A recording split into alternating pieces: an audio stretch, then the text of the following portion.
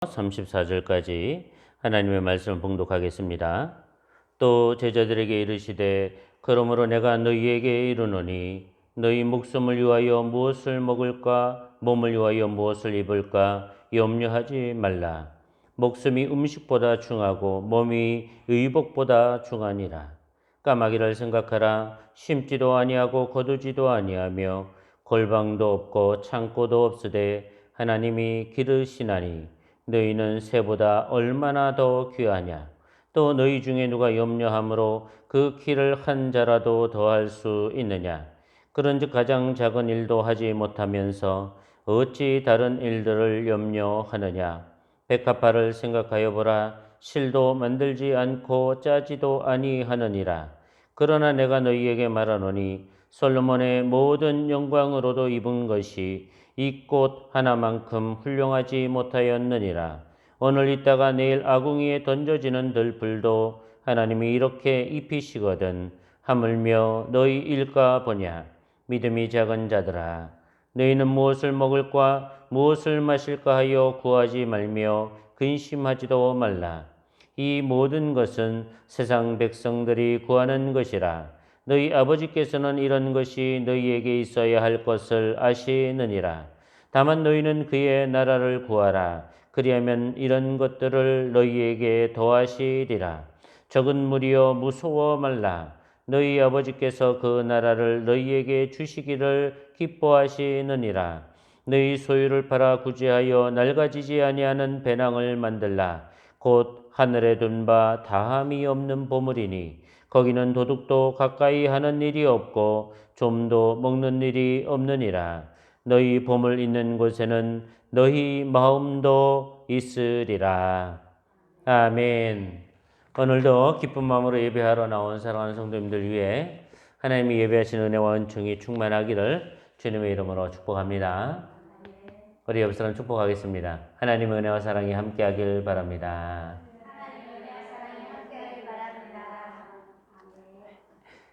한 번 더 축복하죠. 하나님의 나라와 의를 구하는 사람 되길 바랍니다.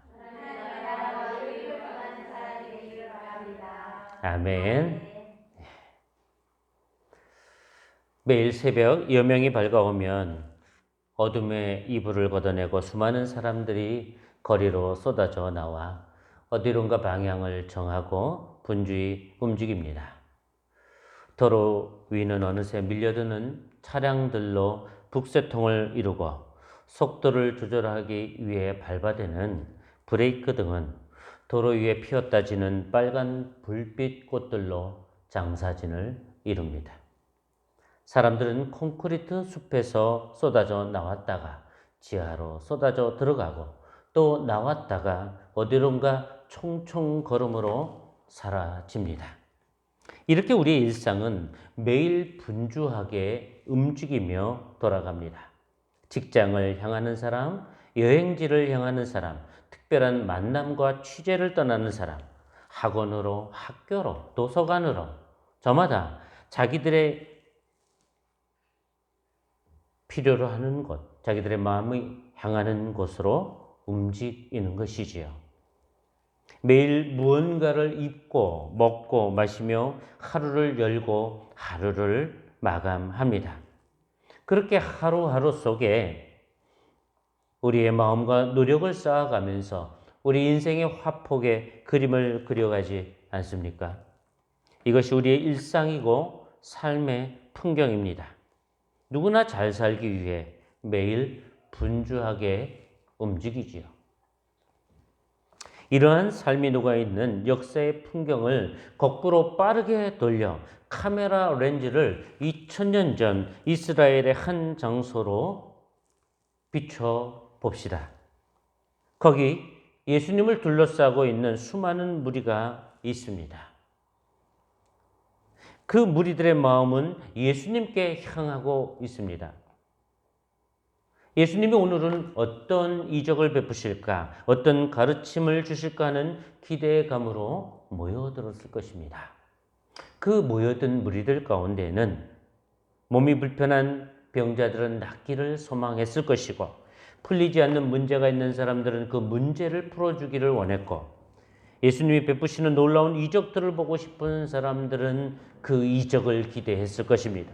궁금증을 해결하기를 원하는 자들, 예수님이 모순되고 무언가 문제가 있는 것을 호시탐탐 찾아내려고 하는 자들, 동료와 엄벙덤벙 놀러온 자들, 마음의 서열을 매기면서 누가 더 예수님께 인정받을까 하고 고민하는 자들 등 그 생각과 추구하는 것들이 다를 수 있습니다.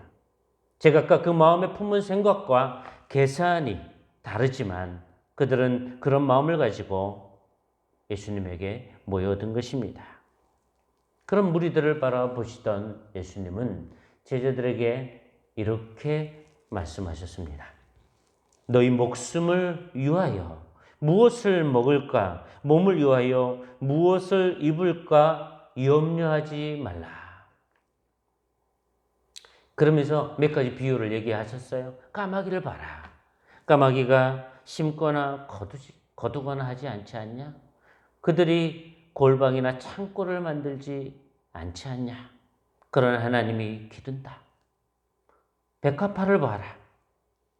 실을 만들거나 짜지도 않지만 하나님이 입히지 않느냐? 솔로몬이 입은 모든 영광으로도 이 꽃만 못하다. 그저 오늘 있다가 내일 아궁이에 던져지는 들풀조차도 하나님이 이렇게 입히지 않느냐?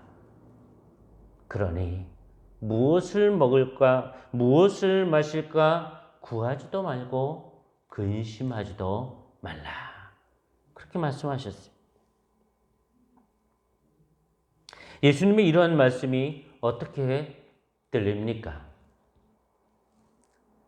우리의 삶이 먹고 입고 또 거주하면서 사는 문제, 특히나 오늘날에는 이 부동산 문제가 얼마나 뜨거운 이슈가 됩니까? 그러니 우리가 거주하는 문제, 먹는 문제, 입는 문제, 우리 삶에 밀접한 문제이기 때문에 이거 걱정하지 않는 사람이 어디 있습니까? 근데 왜 예수님은 이런 것에 대해서 염려하거나 걱정하지 말라고 말씀하시는 것일까요? 정말 주님이 다 알아서 해 주시는 것일까요? 주님은 왜 이렇게 말씀하셨을까요? 예수님이 이러한 말씀을 하시게 된 배경이 있습니다. 지금 예수님에게 많은 무리들이 몰려들었습니다. 앞에서 서두에서 말씀드렸던 것처럼 그들의 목적은 다 다를 수 있겠죠. 바라는 것이 다를 수 있었겠죠. 그런데 그 무리들 중에서 한 사람이 예수님에게 이런 요청을 합니다. 선생님, 내 형에게 좀 명령해서 유산을 좀 나누라고 말해 주십시오. 라고 부탁을 하게 됩니다. 아마 이 사람은 부모에게 물려받은 유산이 있었던 것처럼 보여집니다. 근데 그 유산을 나누는 부분에 있어서 뭔가 불합리하다고 생각했거나 자기가 물려받은 게 별로 없거나 그래서 예수님에게 요청하는 것처럼 보여집니다. 우리는 그 유산이 얼마나 되었는지, 그 유산을 어떻게 나누었는지 알 길은 없습니다. 분명한 것은 유산이 있는데 억울하게 느낀 그 동생이 와서 예수님에게 요청한 내용입니다. 그럴듯해 보이지 않습니까? 근데 그런 요청을 들으신 예수님이 이렇게 말씀합니다. 15절에 보면 이렇게 얘기합니다. 삶과 모든 탐심을 물리치라. 사람의 생명이 그 소유에 넉넉한 데 있지 아니하니라. 예수님은 이 사람의 요청을 보고 그들 마음속에 있는 본질을 꿰뚫어 보시고 말씀하신 겁니다. 삶과 모든 탐심을 버리라. 그러니까 탐욕의 문제가 그 안에 자리 잡고 있다는 것을 예수님이 꿰뚫어 보고 계셨던 것이지요. 그러면서 비유로 한 가지 얘기를 하셨습니다. 어떤 부자가 부자인데 그 밭에 소출이 풍성하다. 소출이 풍성하니까 얼마나 좋습니까? 근데 이 많은 이 소출을 가지고 어떻게 할까 고민을 하다가 지금 있던 창고를 허물고 더 크게 짓자. 그리고 거기서 잔뜩 재우자. 응? 잔뜩 쌓아두고 그리고 그냥 내가 쉬고 먹고 마시고 즐기자. 그렇게 한다는 거예요. 평안히 쉬고 먹고 마시고 즐거워하자라고 한다면 하나님이 그 사람에게 이렇게 얘기한다는 거예요. 어리석은 자여, 오늘 밤에 내 영혼을 도로 찾으리니 그러면 내가 준비한 것이 누구 것이 되겠느냐. 그러게 예수님이 목숨을 위하여 무엇을 마실까 몸을 위하여 무엇을 입을까 염려하지 말라고 하신 것입니다. 문제의 본질은 탐심에 있는 거예요. 지나친 탐심, 탐욕에 있는 것이죠. 당장 먹을 것이 없는 거린이나 가난한 사람들에게 하시는 말씀이 아닙니다. 당장 먹을 것이 없는 사람은 내가 오늘 먹을 거에 대한 고민을 안 할 수가 없잖아요.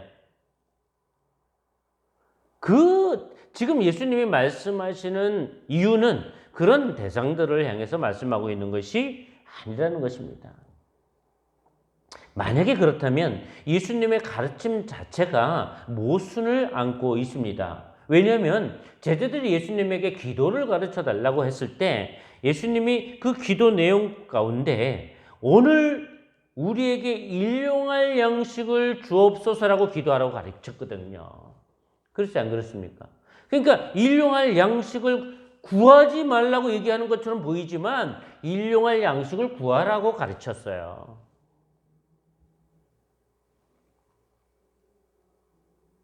그러니 예수님께서 목숨을 위하여 무엇을 먹을까, 몸을 위하여 무엇을 입을까 염려하는 것은 단순히 생계 유지를 위한 필요한 최소한의 문제를 얘기하는 것이 아니라 그것을 뛰어넘는 탐욕의 문제를 언급하고 있다는 거예요. 탐욕의 문제. 지나치게 욕심을 부리는 것에 대해서 말씀하고 있는 것입니다. 그렇게 보면 예수님의 이 가르침은 우리의 삶의 방향과 목적이 어떤 것이 돼야 되느냐 여기에 대한 가르침을 주고 있다는 것이죠. 우리의 궁극적 삶의 목적이 무엇을 먹을까 무엇을 입을까 얼마나 즐기면서 살까 얼마나 쉬고 즐기면서 맨날 먹고 마시고 누리면서 살까 여기가 삶의 궁극적 목적이냐 이거예요. 그 질문을 하고 있는 거 아닙니까? 그 어리석은 부자가 그러고 있는 거예요. 목적이 뭐예요? 그 비유로 예수님이 얘기할 때 그 어리석은 부자의 목적은 뭐냐면 잔뜩 쌓아두고 편히 쉬고 먹고 마시고 즐거워하는 데 목적이 있다는 거예요.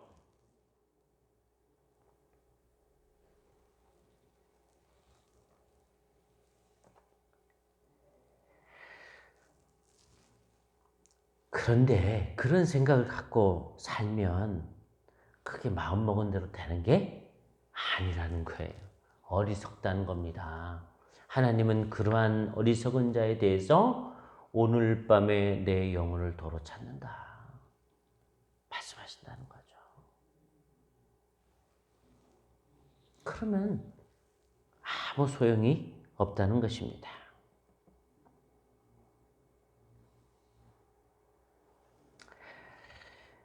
우리는 지난 10월 25일 삼성의 이건희 회장이 별세한 소식을 매스컴을 통해서 들었을 것입니다. 그는 2014년에 72세의 나이로 쓰러졌는데 6년의 투병 생활을 하다가 결국 병을 이기지 못하고 고인이 되었습니다. 그가 가지고 있던 재산만 18조가 넘는다고 합니다. 여러분 18조. 삼성의 재산이 아니라 그의 개인 재산만 18조라는 거예요. 18조가 얼마나 큰 돈인지 아세요? 18조의 돈이면 내가 매일 1억을 써도 500년 동안 쓸 수 있는 돈이에요. 생각해 보세요. 매일 1억을 써. 뭐에 1억을 쓸까요? 매일 1억을 써도 500년 동안 쓸 수 있는 돈이 18조예요.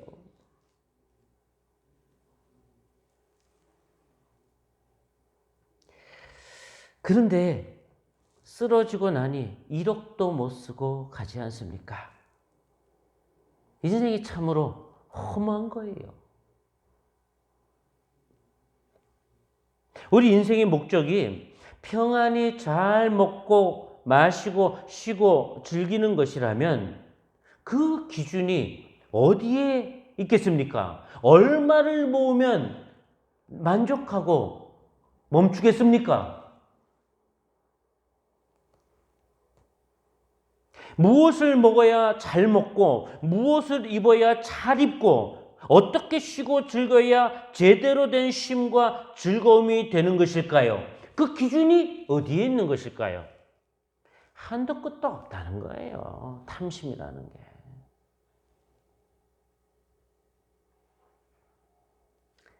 그러니 그 자신 스스로가 재물의 노예가 되어 살다가 호련히 떠나게 됩니다. 그리고 그 모든 것은 그에게는 한낱 티끌에 불과한 것이 될 수밖에 없는 거죠. 목적이, 우리의 삶의 목적이 모으는 데 있는 자는 예수님이 말씀하신 것처럼 어리석은 부자에 불과하다는 겁니다. 우리는 솔로몬의 고백을 잘 압니다. 솔로몬이 지혜의 왕이라고 했는데 정말 지혜의 왕이었을까요? 그는 인생을 즐기기 위해서 자신이 하고 싶은 것을 다 해보았다고 했습니다. 소유하고 싶은 것을 최대한 소유해봤죠. 그리고 고백한 것이 무엇입니까? 다 헛되다라는 거예요. 헛되고 헛되며 헛되고 헛되니 모든 것이 헛되더라.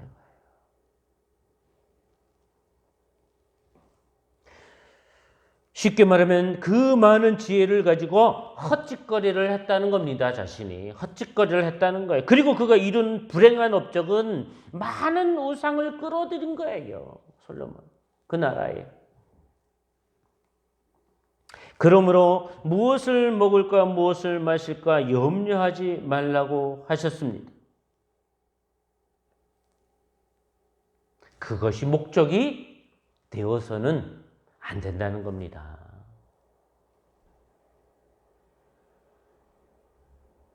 사실 기본적으로 우리에게 필요한 의식주는 하나님 아버지가 다 알고 계신다고 말씀하셔요. 그래서 까마귀를 보라, 백합화를 보라 말씀하신 거죠. 그렇다면 우리의 주된 관심은 어디에 있어야 하겠습니까?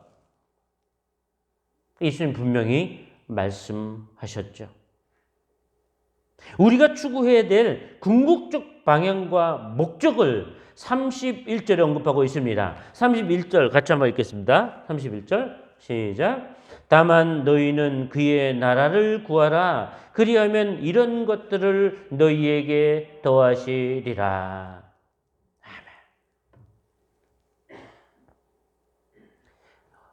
하나님의 나라를 구하라는 거예요. 우리의 궁극의 목적과 우리의 방향과 목적이 하나님 나라에 있어야 한다는 것이죠.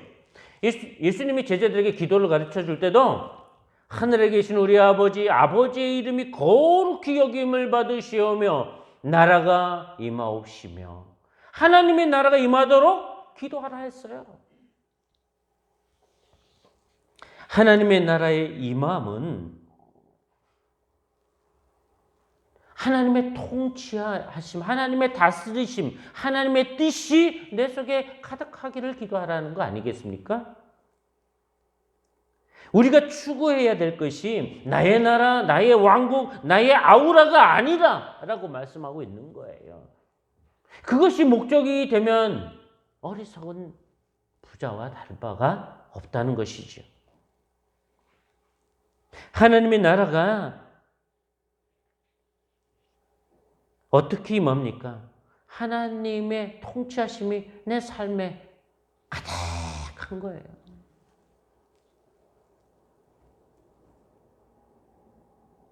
하나님의 뜻이 내 삶을 통해 이루어지고 열매 맺는 것이 하나님의 나라가 임하는 거예요. 하나님의 나라로 내가 바뀌는 거예요. 그 하나님의 나라가 임하기를 기도하라는 거 아닙니까? 미움과 다툼, 시기와 질투, 원망과 복수가 넘쳐나는 인생은 사탄의 나라가 임한 거예요. 탐욕으로 가득한 것도 사탄의 나라가 임하는 거예요. 갈라디아서 5장에서 이 육체의 일에 대해서 소개했습니다. 음행, 더러운 것, 호색, 우상 숭배, 원수 맺기, 분쟁, 시기, 질투, 분냄, 당지움, 분열, 이단, 투기, 술 취함, 방탕함, 이건 다 사탄의 지배를 받는 거라는 거예요. 육체의 일이라고 그랬어요. 육체의 일. 사탄의 나라에 속한 행위들이에요. 이런 자들은 하나님의 나라를 유업으로 받을 수 없다 그랬어요. 사탄의 나라를 이루는 사람이 어떻게 하나님의 나라를 유업으로 받을 수 있겠느냐는 거예요. 당연합니다. 하나님의 나라와 사탄의 나라가 함께 공존할 수 없는 것이지요. 하나님의 나라는 성령의 열매를 맺어가는 거예요. 그게 하나님의 나라 아닙니까? 사랑하는 일이 많아지죠. 용서하게 되고 기쁨을 주고 선한 행위들이 넘쳐나는 겁니다. 오래 참아주고 절제하고 화평을 도모하고 서로를 소중히 여기고 존중하고 서로 손을 잡고 함께 이끌어주는 행위들을 합니다. 지지하고 격려하며 세워줍니다. 서로의 부족함을 함께 보완해 가는 거예요. 이러한 일들이 넘쳐나게 되는 것이 하나님의 나라가 임하는 거예요. 성령의 이끌림을 받는데 그럼 하나님 나라가 아니고 뭐겠어요? 성령이 이끄시는 것이 그런 거 아니겠어요?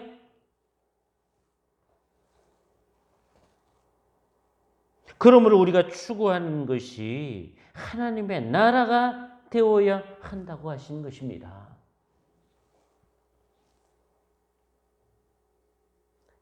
32절에 예수님이 이렇게 말씀하셨습니다.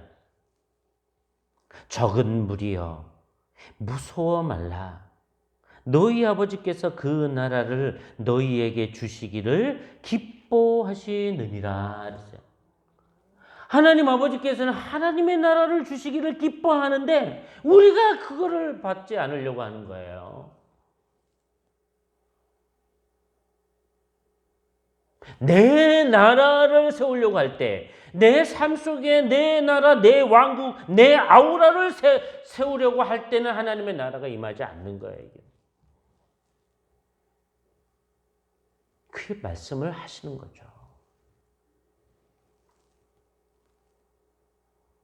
하나님은 하나님의 나라가 임하기를 원하신다는, 그걸 기뻐하신다는 거예요. 그럼 하나님이 독단적인 게 아니라 그것이 우리를 위한 거예요, 실제로. 최고 좋은 것을 우리에게 주시기를 원하는 거 아닙니까? 그러니 우리의 목적, 삶의 방향과 목적이 하나님의 나라를 구하는 데 있으면 우리가 염려하고 근심했던 무엇을 먹을까, 무엇을 마실까, 무엇을 입을까 하는 것들은 그냥 하나님이 더해준다는 거예요. 마치 광야에서 하나님이 만나를 메추라기를 내려주셨던 것처럼 그 필요한 거는 공급하신다는 거예요. 걱정하지 말라는 거예요. 네가 하나님의 나라를 구하는데 그거 하나님이 안 채워주겠냐는 거예요. 그거. 당연히 채워준다는 거죠. 아니 까마귀도 먹이고 백합화도 입히는데 너는 까마귀와 백합화에게 비교할 바가 되냐. 너희들이 얼마나 귀하냐. 당연히 너희들 필요한 건 다 채워준다. 너희들이 추구해야 될 것은 하나님의 나라에 있다는 거예요.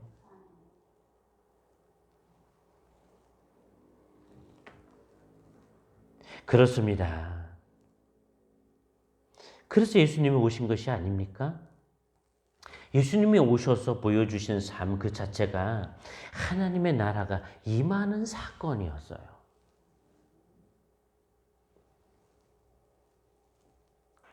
주님은 이 땅에 오셔서 사람을 차별하지 않았어요. 누굴 차별했어요? 병든 사람들의 이웃이 되어 주었고, 굶주린 자들에게 먹을 것을 나누어 주었고, 죄인과 세리들과 함께 식사하고 회개하는 자들의 죄를 용서하며 하나님의 나라가 임했음을 선포하지 않았습니까? 오늘 구원이 내 집에 임했다.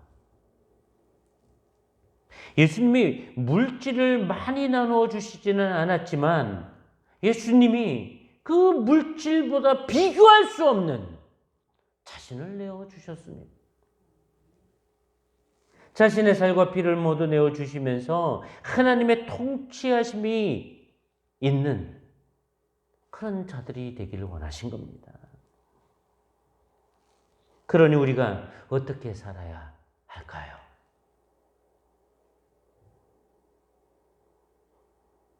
유산을 나누게 해주세요. 이런 데 초점이 맞춰져 있는 것이 아니라 내가 어떻게 하면 주님이 말씀한 대로 살 수 있을까요? 주님 더 깊은 가르침을 주시고 주님을 따를 수 있도록 도와주세요. 이게 더 정상 아니에요?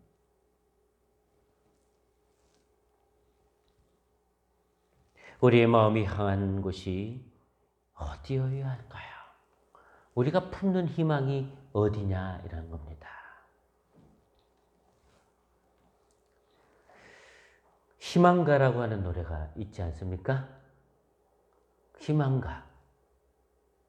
그 가사가 이렇죠. 이 풍진 세상을 만났으니 너의 희망이 무엇이냐? 부귀와 영화를 누렸으면 희망이 족할까? 푸른 하늘 밝은 달 아래 곰곰이 생각하니 세상 만사가 춘몽 중에 또다시 꿈 같도다.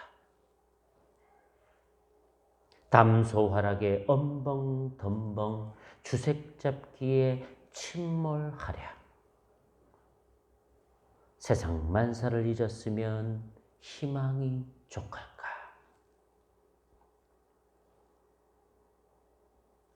우리 희망이 뭐냐 이거예요. 부귀영화를 누리면 그 희망이 정말 족하냐 이거예요. 모든 것이 꿈과 같다는 것입니다. 이 원래 가요인데, 근데 이게 제가 찾아보니까 실상은 이 원곡이 1850년에 영국 춤곡을 바탕으로 미국인 제라미 잉갈스가 작곡한 우리가 집으로 돌아갈 때라는 찬송가였대요. 이 찬송가가 일본을 통해서 우리나라에 전해지면서 대중에게 인기를 얻는 노래가 된 거예요. 우리가 정말 추구하며 살아야 할 것은 무엇일까요? 너희 33절에 보면 너희 소유를 팔아 구제하여 낡아지지 아니하는 배낭을 만들라고 말합니다.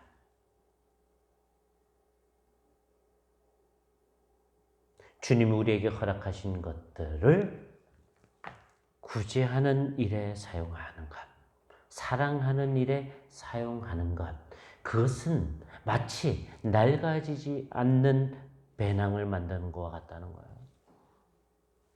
하늘에 있는 배낭이라는 거예요.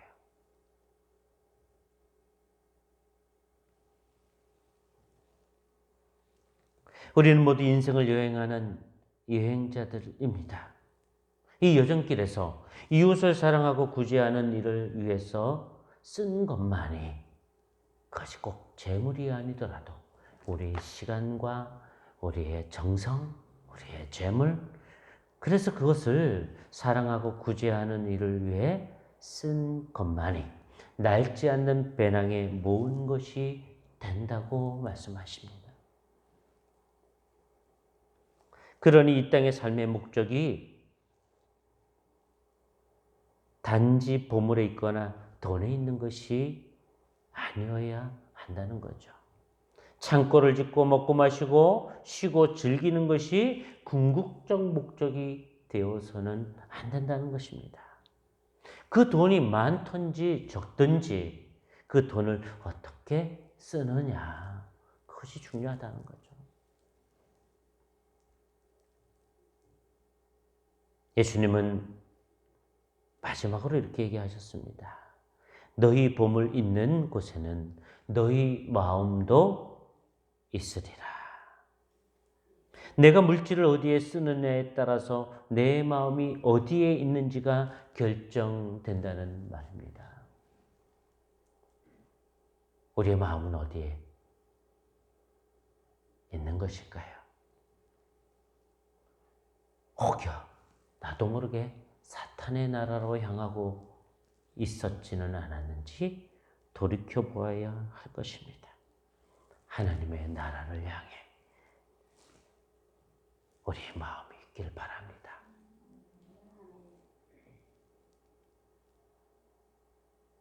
하나님은 우리에게 그의 나라를 주시기를 기뻐하십니다. 기도합시다. 사랑의 아버지 하나님, 우리의 궁극적 목적이 어디 있어야 되는지 예수님이 깊이 있게 말씀하시고 가르치신 것을 기억하고 마음에 새기고 하나님의 나라를 소망하며 살게 도와 주옵소서.